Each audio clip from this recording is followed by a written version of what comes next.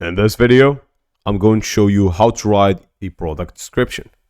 Head to your store, select products, and then select a product that you have.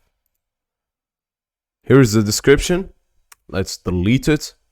Here where you will be able to add your description. Now, to write a description, you will need something attractive. You will need something that will sell the product. So what I'll suggest you to do is write the next bullet points. So the first thing is know who your target audience is. Here you will be able to know who are you targeting. In this, I'm targeting people who are 18 to 25, say. Focus on the product benefits. What does the product benefit you here?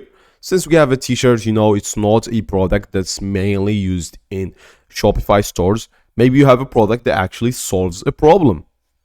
So tell the story of the product.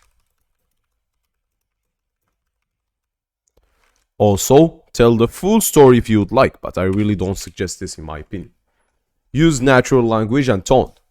Don't make it sound all professional and all crappy. People will get bored just by reading your description.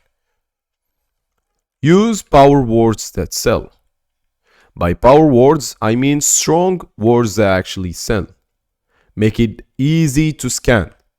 Make it easy for people to search about it, know about it, or even find reviews about it. Optimize for search engine.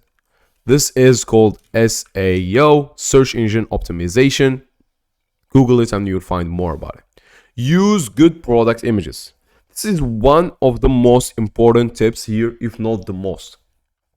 You can literally not have a description, but not having images is not acceptable, as that's your product and that's what really describes your product. That's basically it, and goodbye.